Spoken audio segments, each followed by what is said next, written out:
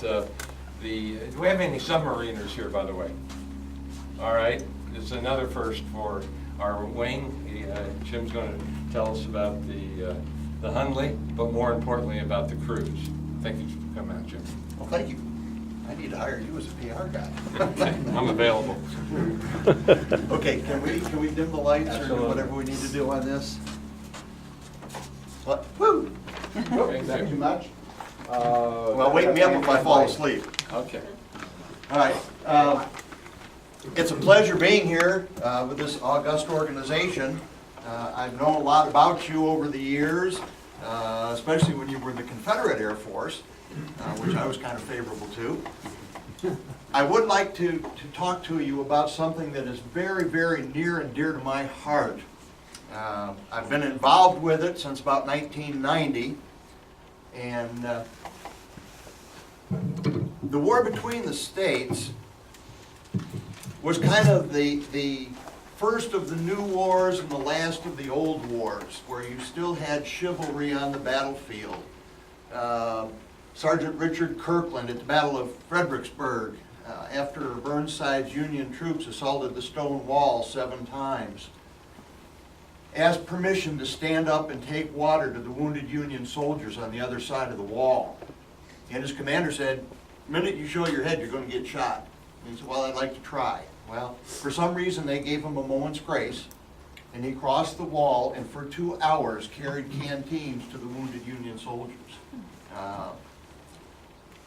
The first of the new wars, the first machine gun, the first extensive use of railroads, the first submarine to successfully sink an enemy warship in combat. And that's what I want to talk to you about today. The H.L. Hunley. Now, if you hear somebody talk about the CSS Hunley, they don't know what they're talking about. Don't trust them. It was never commissioned as a military submarine. It was privately owned by Horace L. Hunley on loan to the government. So if they say CSS Hunley, don't believe them. The submarine itself was 40 feet long. It had a beam of 3.8 feet. Very, very small inside. The hatches were only 14 inches by 15 inches. Very tight hatches, and at top speed it was 4 knots because it was a hand crank submarine. This is Horace Hunley, who is the designer and builder, along with James McClintock. They were partners, and they designed and built the Hunley. The Hunley was not their first attempt. They had 2 other ones, the Pioneer 1 and the Pioneer 2. They weren't successful. They finally came up with the H.L. Hunley.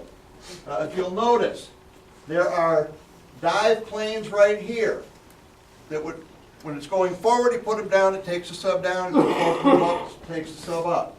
There is a snorkel system right here, if you can see it. Those pipes would raise up so they could cruise just under the surface and get air through those 2 pipes. And there were 2 hatches, a forward and a rear hatch. It was built in the Park and Lyons machine shop in Mobile, Alabama.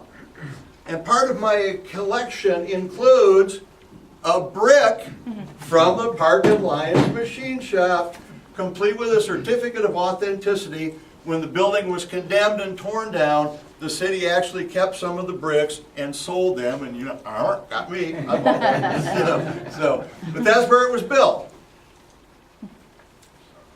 This is what an artist's conception of the Hunley was. Artist's conception because we didn't know for sure what it looked like. Now there you can see the snorkel system right there. Hand crank. It had 2 spars. The lower spar had the torpedo on the end of it. The upper spar supported it and had a lanyard attached to it so that the arm could go up or down depending on where they wanted the torpedo to hit the ship. And then it would have a spike on the end of it where they would conceivably ram the wooden warship and then back away. It would separate right there, they would back away and then detonate the charge when they were a safe distance away. The only picture we had of the Hunley was drawn by Conrad Chapman, who was a Confederate soldier when it was in dry dock in Charleston.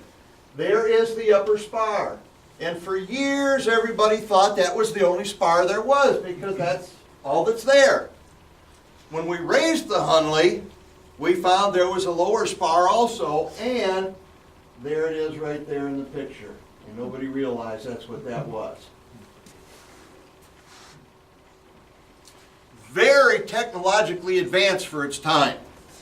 Very much so. Originally they thought maybe it was an old locomotive boiler that they just converted. But no, it was very strategically built. The parts were made to fit. They were, the heads of the bolts were ground flat so there would be no resistance. It had a flywheel, you know, you hand crank submarine. Wow! So what they did was they put a huge flywheel in the back, a stone flywheel. So once they got it going, the flywheel carried the momentum. Who ever thought of that? It had a brake system where the last guy on the bench could pull a lever up and stop the flywheel so then they could start going in reverse. It was unbelievable. They had deadlights, little portholes about 4 inches around where they could actually see out of the submarine. So when the hatches were closed and they were traveling on the surface, the captain could look out and see where he was going. They even found the remains of a mercury depth gauge. A mercury depth gauge in the Civil War. They were also experimenting with a battery firing system. They actually found the remnants of a battery that they believe was used to try and, they were experimenting to see if that would detonate the charges. And then the crank was really interesting. You look at the picture, you see one guy's up, one guy's down, one up, one down, one, you know. And it would start rocking the boat because of the way the bodies, you know, were constant. So what did they do? It was offset. There were 51 degrees between each one of the handles. So it looked like the wave. It was very smooth because nobody was ever in the same position. It was phenomenal. 51 degrees difference on each of the hand crank positions. Now the Hunley had 3 crews.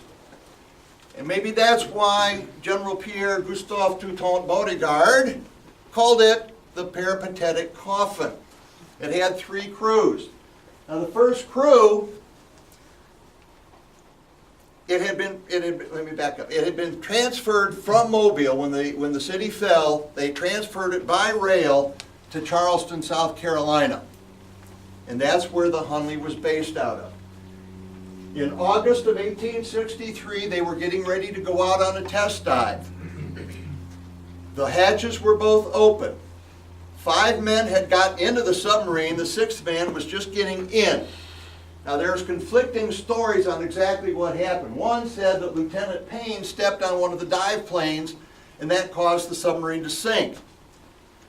But if it's at the dock and it's not moving forward, I don't see how stepping on the dive plane could do it. What I think is a more logical explanation is the CSS Etowah was going by on the river, created a wake.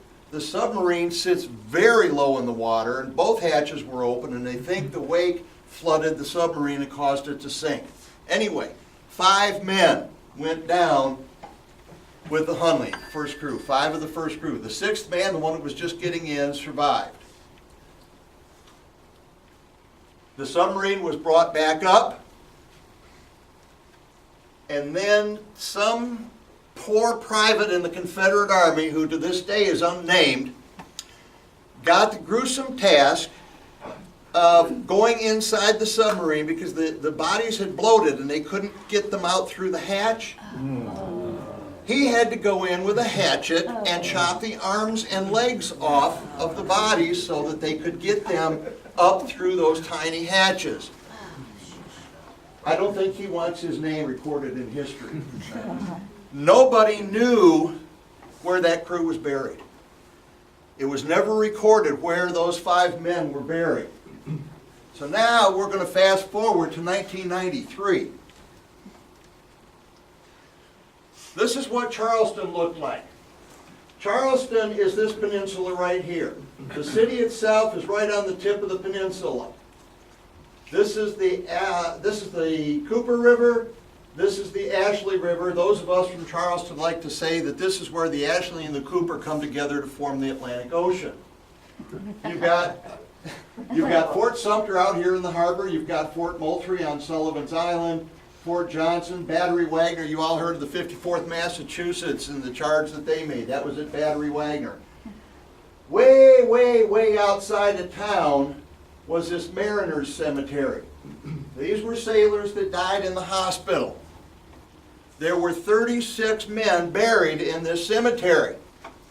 There was an obelisk monument about 6 feet tall that had 30 names and 6 unknown on that monument.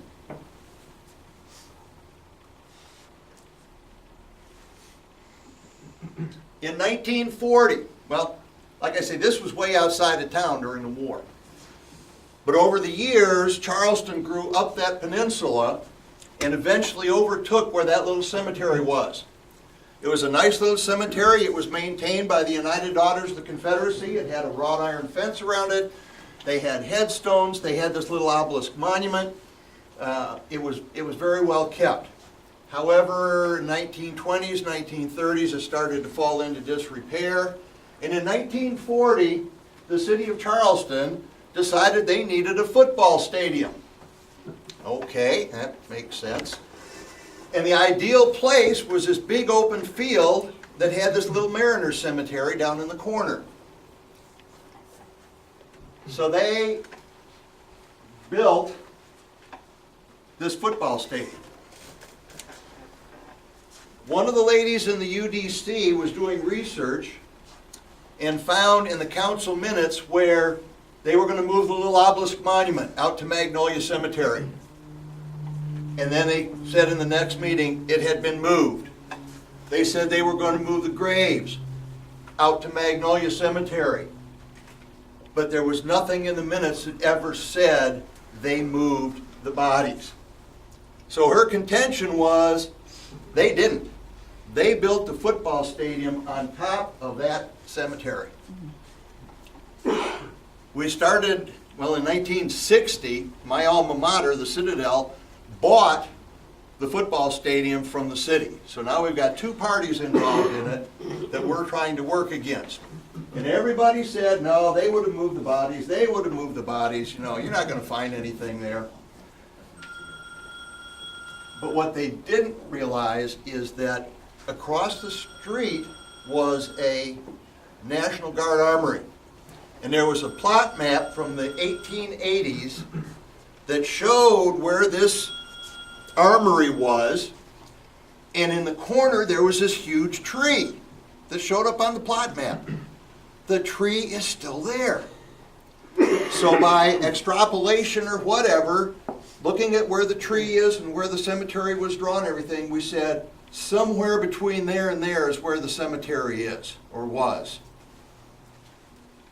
And we fought and fought and fought to get permission to exhume those sailors. Finally, in March of '93, the Citadel said, okay, if you want to tear up part of the parking lot, go ahead.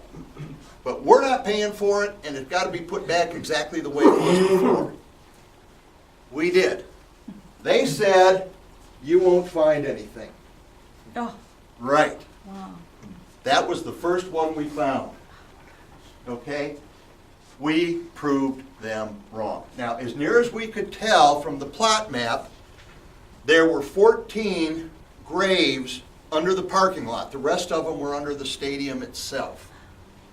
Okay, so we started, once we located one and then we located another, we were able to plot out where they were, and we figured out there were 14 graves.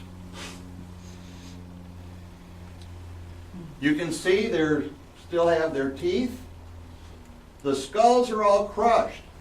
The rib cages are all crushed. That's because they were buried in wooden coffins. And what happens to wood underground after a while?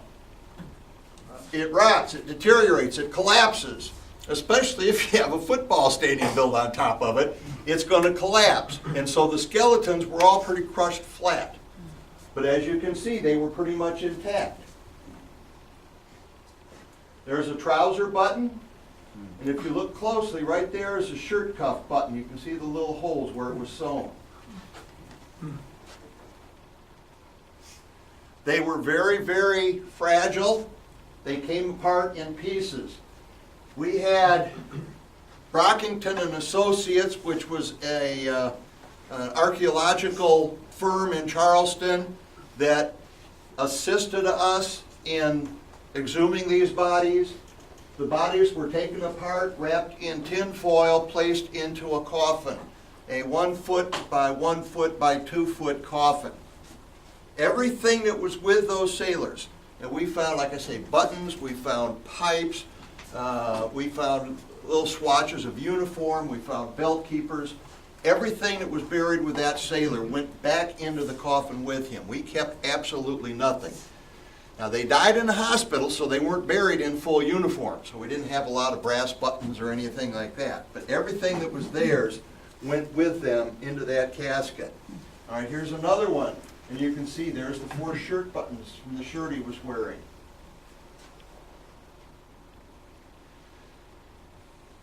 We eventually reburied 13 of the sailors. We dug 14 graves. We found remains in 13 of them. There is the obelisk monument that was moved out there. So these 13 are now buried next to that monument that they were buried under originally. Okay, pretty much. Okay, took about 2 more years before the Citadel finally said, okay, go under the stadium, do what you need to do, and the city will pay to repair whatever you do. And we went in and found the remaining 23 sailors.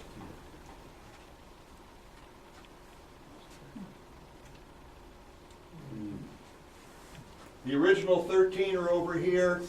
There is the rest of them. They all say unknown, because while we had 30 names, we don't know where any of them were. So they're all listed as unknown.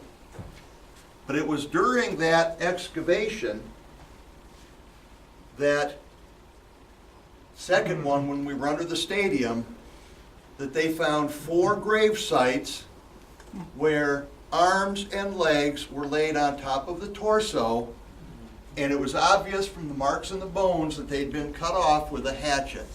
So we found the first crew of the Hunley. Nobody knew where they had been buried, but we found them.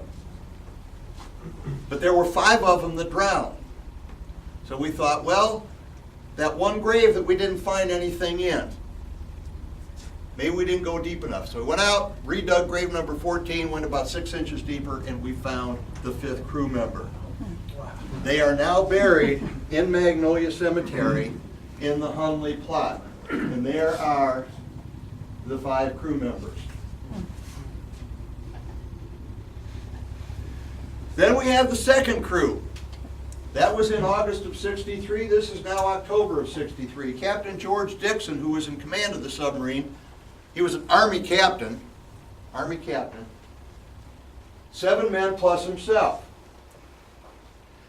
Horace Hunley decided he wanted to take the submarine out and play with it. Dixon wasn't there, so they went out. Now, one of the flaws in the submarine was the ballast tanks at the fore and aft of the submarine, the bulkheads didn't go all the way to the top. There was a space. And they think when you wanted to dive, a little hand pump thing brought water into it, the water weighted the submarine down. When you're ready to go up, you pumped it the other way, water pumped out, and the boat came up. Well, I think what happened was Hunley took the submarine out and did a dive, and he went too steep. And the water spilled over and ended up flooding the compartment, and the submarine sank. Again, it was brought to the surface. Horace Hunley and the other 7 members of that crew were also buried at the Hunley plot in Magnolia Cemetery. And this is what the artist's conception is, that when the submarine dove, it went nose first into the mud and stuck. And that's what it looked like. So now you can see there's been 2 crews now that have been lost on this peripatetic coffin. There's Horace Hunley. That's his grave. That's in the Hunley plot. And now the 3rd crew, and this is the crew that made history. It was February of 1864. It was at night. They loaded up. Captain Dixon was in command. They went out through Breaches Inlet into the harbor, went out into the ocean. They were targeting the USS Housatonic, and they sank it. They planted the torpedo, exploded, and the ship sank in about 5 minutes. It blew it in half. The rumor was that after they successfully accomplished their mission, they would surface and wave a blue lantern. And guys on shore would see this blue lantern and start a big bonfire on shore so the Hunley could find her way home. They say they saw a blue light, but the Hunley never came home. She disappeared and was gone for 136 years. There's a picture. The full-size painting is over here, but this is the Hunley the night she was getting ready to leave. And there is Captain Dixon looking at his pocket watch. And from the facial reconstructions, you can actually pick out the crew members in this painting. That's what they were going after. Steam sloop, the USS Housatonic. The Housatonic lost 5 men. It was cramped inside. This is what it looks like. The only light they had was a candle inside this submarine. They did a test one time. They went down, sat on the bottom of the ocean with a candle burning to see how long they could stay down there oxygen-wise. And they stayed down until it got hard to breathe. Somebody went, ah, and they went back up. They stayed down for just over 2 hours in this little tiny submarine. There's a mock-up of it so you can see how really small it is in there. Now the original bench, the bench was all along one side. The original bench apparently had just been painted recently because there were fabric impressions on the slats where the men were sitting, actually impressed into the paint. Now this is the 3rd crew. You've got George Dixon, Army captain. Army captain, he's a volunteer. The other members, several of them were sailors from different ships. Some of them were infantrymen, soldiers that volunteered for this duty. Now you say, well, wait a minute. You said there was a crew of 8, and there's only 7 up there. That's because Miller has kind of special meaning to me, and I'll tell you why in just a moment.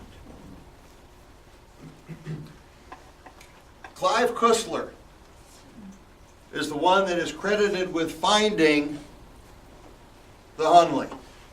It lay on the bottom. It was laying at about a 45-degree angle. It was covered with 3 feet of sand and silt. He had one of those big electromagnet things that they pulled along behind the boat. And then when they'd find something, when it would bleep or whatever that said there's metal, they'd send divers down to see what they were, see what it was. They did find the Hunley. He is credited with finding the Hunley.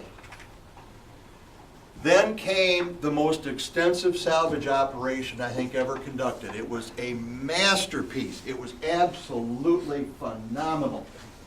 What they did was they took and made huge concrete pillars down to bedrock with 1 on each corner of the submarine. So they had 1, 2, 3, 4. Then they made this big steel superstructure, and each one of these legs down here went down and sat on top of one of those pillars. Then divers went down, and it's hard to see here, but there's flotation devices all along under here. They took suction tubes down, sucked sand out from under it, got these tubes under there, They were filled with something, when they added water to it, it expanded and conformed to the side of the submarine, exactly to the submarine. So when they raised it up, the submarine didn't move a bit. It didn't wobble, it didn't teeter or anything. It was phenomenal.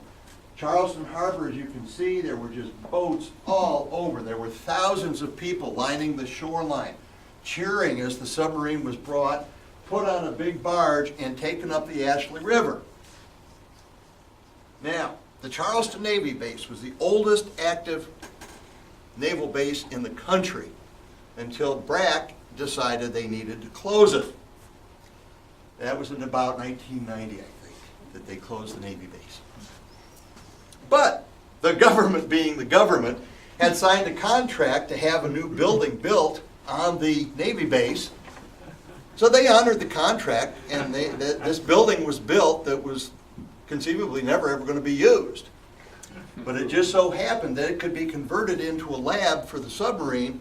It had a tank that held, I don't know, 3 million gallons or something like that, because the submarine had to be kept wet because it would deteriorate in the air. So they would lower it into this tank, and it was classic. It was unbelievable. I mean, they took this thing up the river, the crane picked it up, moved it around, they were getting ready to lower it into the tank, and for some reason, the crane hiccuped, and the submarine kind of swung sideways, and it hit the side of the tank.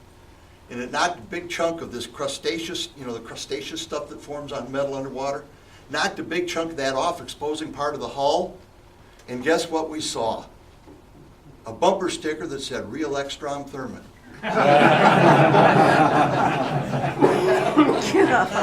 That part's not true. It worked really well. It worked really well. Now, they have excavated, they've taken some of the parts of the submarine off. They've gotten down inside of it. It was filled with muck. And it was like they would cut chunks of it out and put it on a screen and wash it and find stuff that way. That was how they were able to find the stuff. And some of the stuff they found was unbelievable. Now there is the submarine exposed. They've taken some of the plates off from the outside of it. One of the big myths about the Hunley concerned George Dixon, the captain. He was a soldier. He was in the Battle of Shiloh in April of 1862. His girlfriend / fiancée at the time is reportedly gave him a $20 gold piece for good luck. His girlfriend was Queenie Bennett. His girlfriend was Queenie Bennett. And she supposedly gave him this $20 gold piece. At the Battle of Shiloh, he got shot in the leg. But guess what?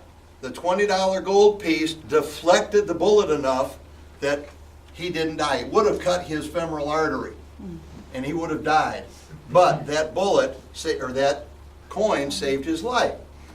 So he supposedly polished off one side of it and put Shiloh, April 6, 1862, my life preserver, George E. Dixon.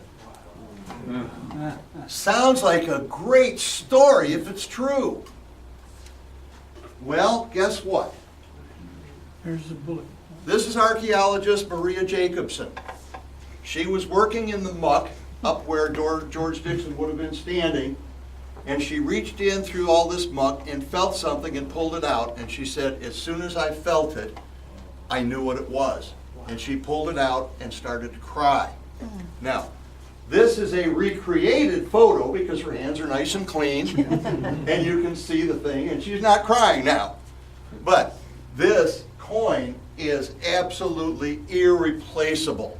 I mean, this is a one-of-a-kind historic item that is just irreplaceable. You can't even insure something like this. Well, it just so happens Glenn McConnell, who was a friend of mine, he was Senator McConnell when I first met him. He's now the Lieutenant Governor of the state of South Carolina. Good friend of mine, and when I told him I was talking to the Commemorative Air Force. He said, oh, that's a neat organization. He said, you want to borrow the coin? I said, yeah, could I? And he said, yeah. So here is that irreplaceable coin. And I'm going to pass this around. I want to get it back. I know with the lights off, it's kind of hard to see it, but. Kind of hard to find a thief, too.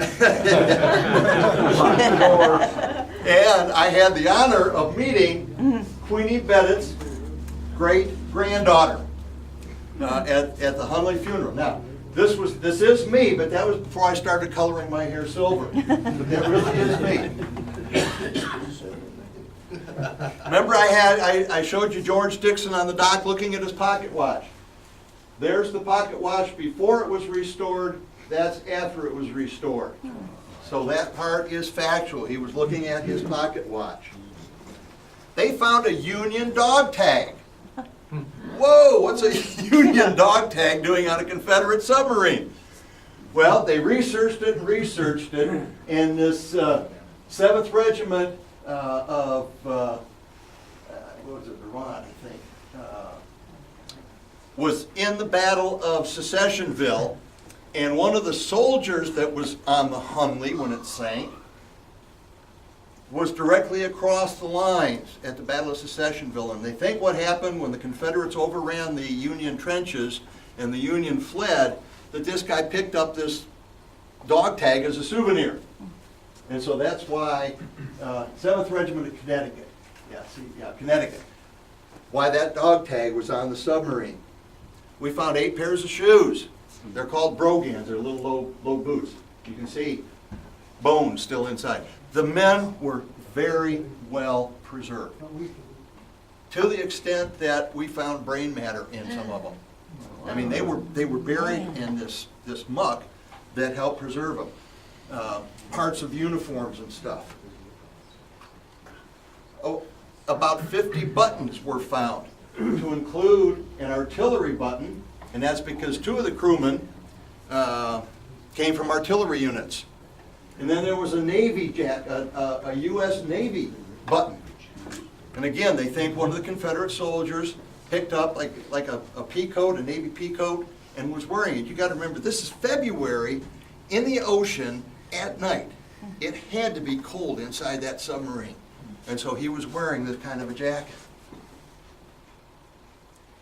There is a wallet that was found. There is the supposed lantern that they were supposed to hold up to say that they'd accomplished the mission, and this gold medallion that was in the hand of one of the crewmen. There's a bandana that one of the men was wearing, a cloth bandana, and look how it was preserved. It's unbelievable. There's George Dixon's pocket knife. You can just barely see. There's the pocket knife right there. And there it is after it was restored. There's the ship's oil can, and that's after it's been preserved. I mean, they're working. They've got archaeologists working on this full time still, and this was brought up in 2000. This is 2014. It's unbelievable all the stuff that they have found. There's a wrench. Is it a federal thing or is it a state thing? It was a joint federal-state expedition to raise it. It's now owned by the state of South Carolina, and they have the Hunley Commission, which Glenn McConnell is the chairman of, and is responsible for the restoration. They're eventually hoping that once the submarine gets solidified enough that it can be in open air, they're building a museum around it. It's going to be a Confederate Naval Museum. 125 pounds of black powder were in that torpedo. For a long time, nobody knew why the Hunley sank. You know, Union pickets on the ship saw it coming and started shooting at it. Maybe one of the bullets hit one of those portholes and broke it. Maybe one of the bullets put a crack in the hull. We don't know what happened. They don't know what happened. Did they open the hatch and for some reason a wave or something wash over it? They don't know. It's been a mystery. Until just recently, we've come up with what is the most feasible explanation so far. The spar, that long part on the bottom, had a copper coupling. They brought the spar up first, and it's been sitting in a display case full of water all these years because nobody really paid any attention to it. And finally they said, let's look at the spar. And that's when they found, look how that has been peeled back. You can see how raggedly it's been peeled back. They think what happened was they rammed the torpedo into the ship, and as they started to back away, it detonated prematurely. Okay? You're in a steel coffin about 16 feet away from 125 pounds of gunpowder going off. It's going to rattle your cage. And they think what happened was the concussion was so great that it knocked those men unconscious. The submarine sank, and before they could wake up, it ran out of air. Because when they found the men in there was nobody trying to get to the hatch. They were all sitting right where they were supposed to be. There wasn't a mad dash to try and get to the hatch like the submarine was sinking and they were trying to get out. So this so far seems to be the most logical explanation, because not only have you got the explosion coming back this way, it was only 30 feet deep, the concussion went down and came back up underneath the submarine as well.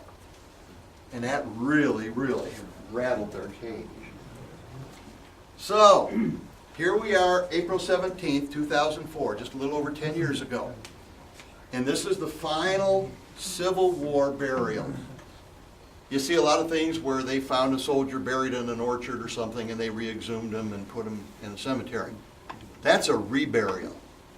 These 8 men had never been buried before. So this was the final Civil War funeral. It was in downtown Charleston. Thousands, the police department estimated 20,000 people lined the streets to watch the procession go by. That's the program. They lay in state on the USS Yorktown. There's all 8 of the coffins. They had the second national flag, the second Confederate national flag, because that's the flag that was in existence on February 17th when they died. That is me. Yes.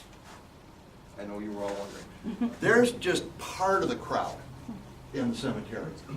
The procession consisted of the honor guard, the color guard, then the 8 coffins, and then officials and reenactors and on and on and on.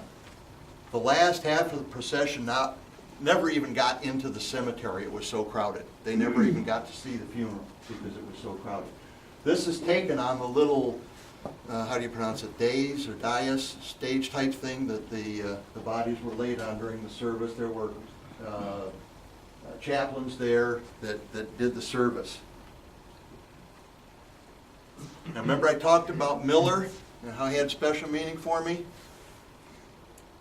Miller is in that coffin. I was a pallbearer, that's me. I was a pallbearer in the funeral for the last crew of the Hunley. And it was one of the most moving experiences I've ever had. I mean, we all have good and bad things that happen to us. You know, I've lost my parents, I lost a daughter, I've had cancer, all traumatic situations. I've had joyous things when my other 4 kids were born, when I got married, when I graduated from college, all these happy things. Well, this was a combination. It was joy and yet sorrow, and it was just really unbelievable. And they started at the Battery in Charleston, which is right down on the very edge of the peninsula. And there is a Defenders of Charleston monument there. And the 8 sailors were brought in individual hearses. And World War II submariners carried the coffins from the hearse up to where they were placed at the monument. And then after they left, the reenactors that were going to be the pallbearers moved into position. And we were standing there with thousands of people around. and one single bagpipe started playing Amazing Grace. And I don't think there was a dry eye in the house. It was unbelievable. But what we had to do, we marched, we went actually almost 5 miles that we marched. The hearses were on horse-drawn caissons, 3 pallbearers on each side, and the driver, the pallbearer that was the driver, the one that called cadence and things, at the rear. We got into the cemetery, they put them up on the stage, had a service, and then we carried them off the stage around to a common grave, which you see here. It has cement sides, it has a cement bottom. All 8 of the coffins were laid in there.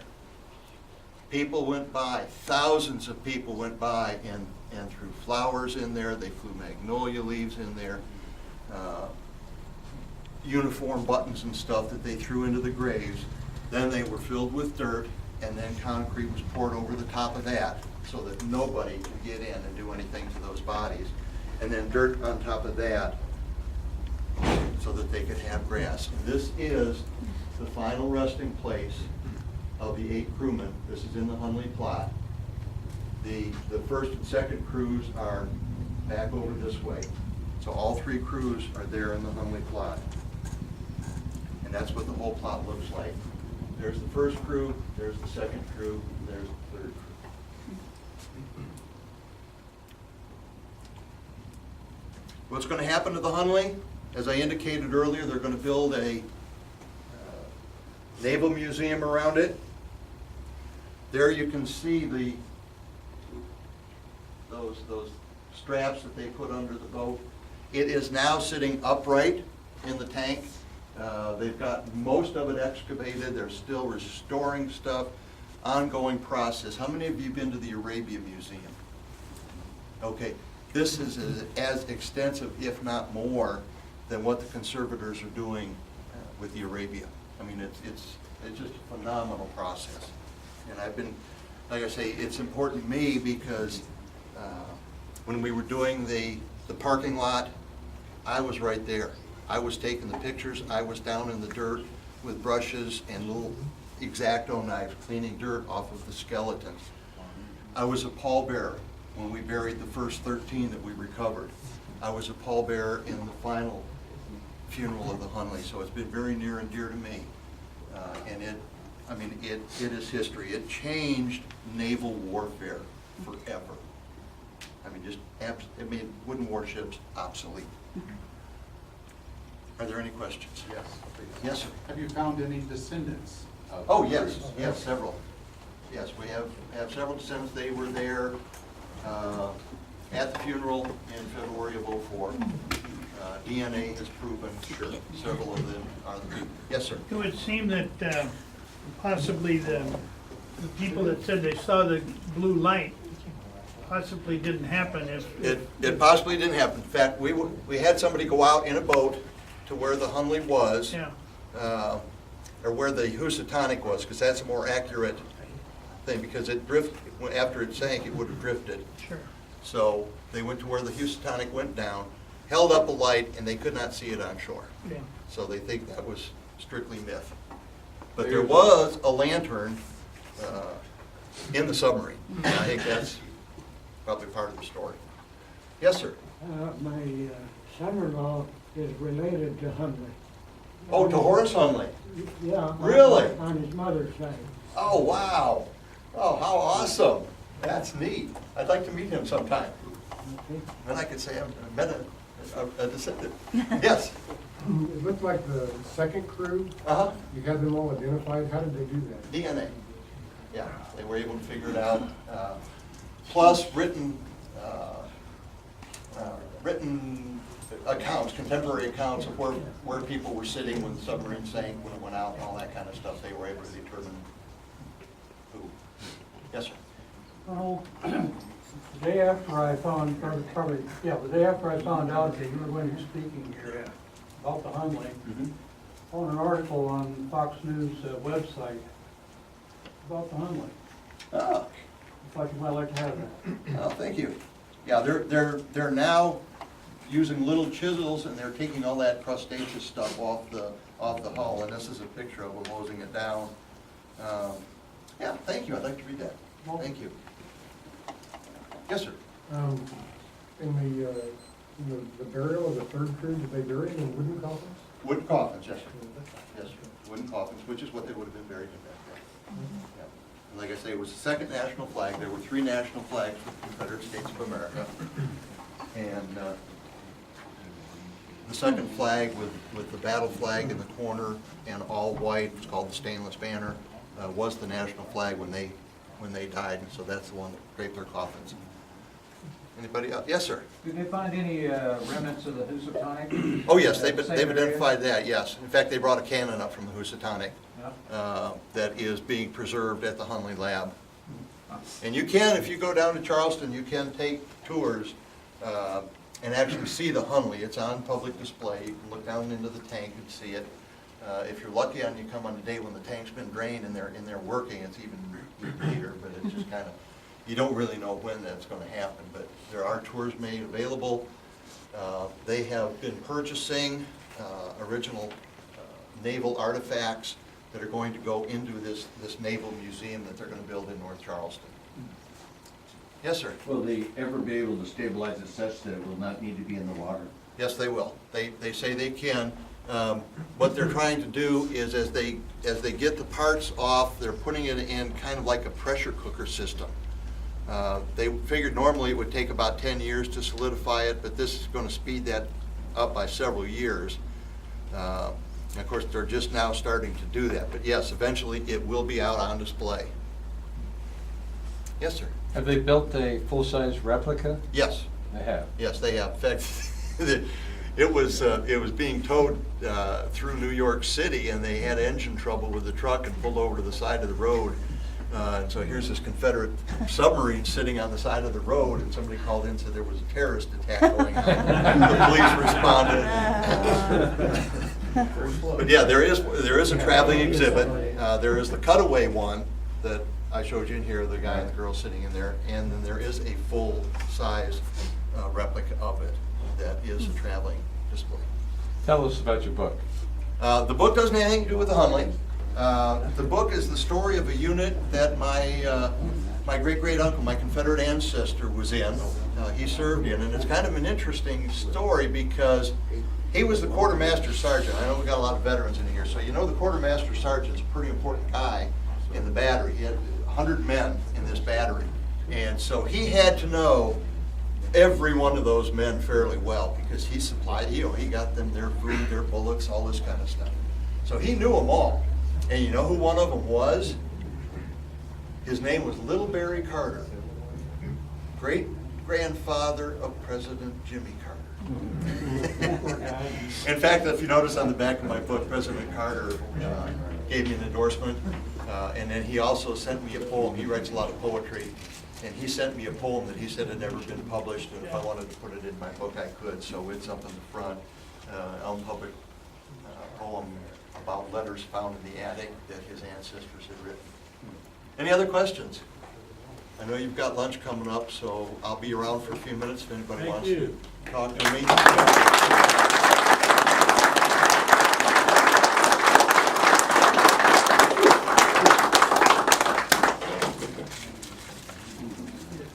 Do you live here in Kansas City? I live in Shawnee. Shawnee. Yes, ma'am. Colonel Speicher, thank you. You got my coin? First question, actually, it depends on which coin you're referring to. I went back there and I was looking for it, and I could not find that bent up old piece of gold-looking coin that you passed around. I think it might be on the floor somewhere. Oh, okay. But we'll do a search, but we've got a replacement for you. Before that, I want to give you a picture back of this beautiful Queenie Bennett. Queenie Yep. Bennett. She was gorgeous. Did everybody get a chance to see that? I mean, could you see it well enough in the darkness? It's up here if anybody wants to take a look at it. And as a replacement for the gold coin Oh, okay. that's somewhere out there, Uh-huh. we have a challenge coin for our unit that we give to folks who have served the country and done us a service. Okay. And you have done both, and Okay. we thank you for that. And we want to present you with the Heart of America Commemorative Air Force Challenge coin. Do it right, do it right. Oh, do it right. Okay, they just, Military way. There you go. thank you. Thank you.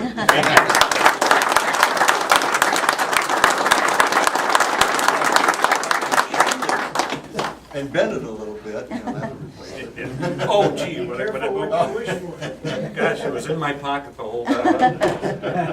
There you go. I know you couldn't see it, but if you look closely on the back side, there is the word copy. So Glenn did not give me the original. Is that a United States coin or Yes. Confederate States? No, it's a federal $20 gold piece. Yes, Ron? What would that coin be worth? You mentioned something about the auction and somebody evaluated it. If you took that to Pawn Stars, what would It would have to probably be 7 or 8 digits. I mean, it's just, with the history, the provenance on that coin and the history behind it, it's just, I mean, it's in a glass case, it's electrified, they've got, guards all over the place on it. It's held between 2 little pins. Tom Cruise would get it. Yeah. But yeah, and the coin is on display. A lot of the artifacts are on display in the Hunley Museum if you want to take a tour there. And if ever any of you get down to Charleston, Charleston is the holy city, and it's.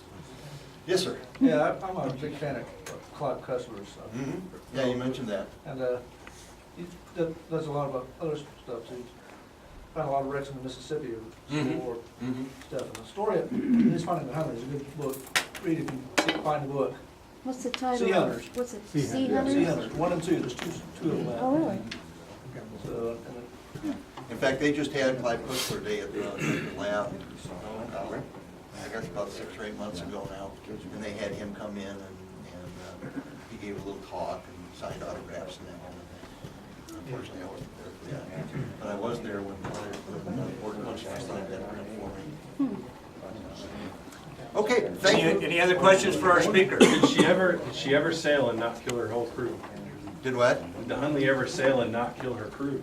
No. Peripatetic coffin. Oh. 3 crews.